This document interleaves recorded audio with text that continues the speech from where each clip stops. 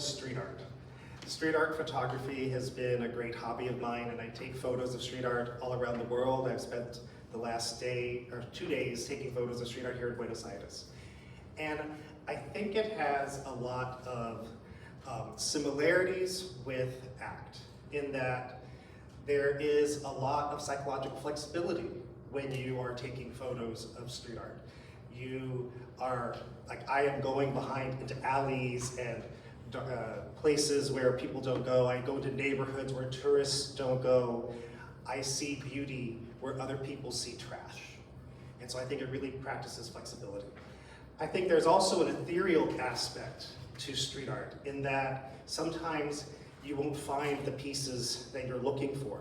So it can be here today and gone tomorrow. And that really is about acceptance.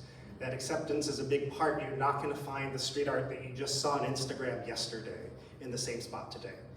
Now, I'm also a full-time licensed psychologist doing telehealth.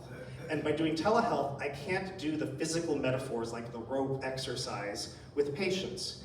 So here are my thoughts on using street art as a visual metaphor for ACT and telehealth.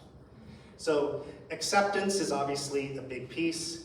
And here, I think about the artist. If they couldn't accept the fact that they didn't have a full backdrop, they wouldn't be able to come up with an interesting piece.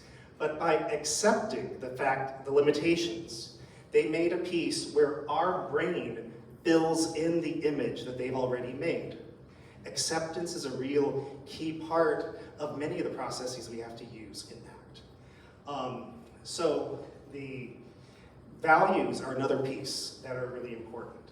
And you'll see in this image here that justice is a very important value for this individual.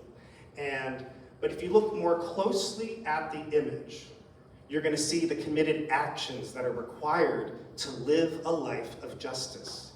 And you can see community activism, you can see organizing, you can see advocacy, you can see a lot of social justice going on.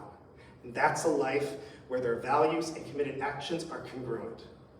And I think this is an opportunity for me as a clinician to share my values, and I do value justice, and I talk sometimes with my patients about how I try to enact justice in my life with the advocacy efforts that I do, with the organizing that I do. So it's a nice opportunity to share. So now let's go to mindfulness. Here, I think about a mind, and each bubble is a thought. You can see this person is very troubled by their thoughts, like many of our patients are. Now on the other side of the mural, you're going to see a little Zen master. And the candle kind of represents mindfulness. Now, what this does is it allows the Zen master to exist with those thoughts. It doesn't eliminate those thoughts. And this is a really great example that many of my high-performing patients really resonate with. And they really like this, this notion that they can coexist. And I share some of my challenges with that as well. How do I balance some of these thoughts? And the high-performing patients I have are very perfectionistic. And here, sometimes they focus on details. This doesn't make sense yet, but it'll make sense in the next image. And the idea is, if you take a step back, like in self as context, what you can see is that the detail you're myopically focused on is actually a part of an incredible image. And sometimes we get focused on tiny details, but if we take a step back, and sometimes working with a therapist, working with someone else can help people take that step back. Once again, this really resonates with a lot of my high-performing patients. It's also a chance for me to share some of my challenges with my perfectionism and anxiety.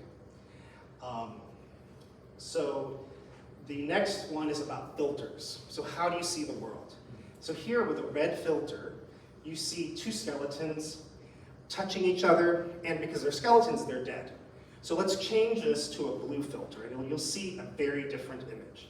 And with the blue filter, you see a couple, they're alive, and they're sharing an intimate moment. The filter you use changes how you see the world. And the key is knowing that there are filters. So it doesn't mean that you have to see the world with a blue filter. I don't want people to think that. But knowing that you're looking at the world with a red filter and deciding, I don't want to look at the world this way, and being able to go back and forth between these. So I think this is, now the truth is, the world is also blue and red. There's some pain, there's some pleasure. So I think this is a mix of psychological flexibility, selfish context, acceptance, all kinds of different principles in ACT.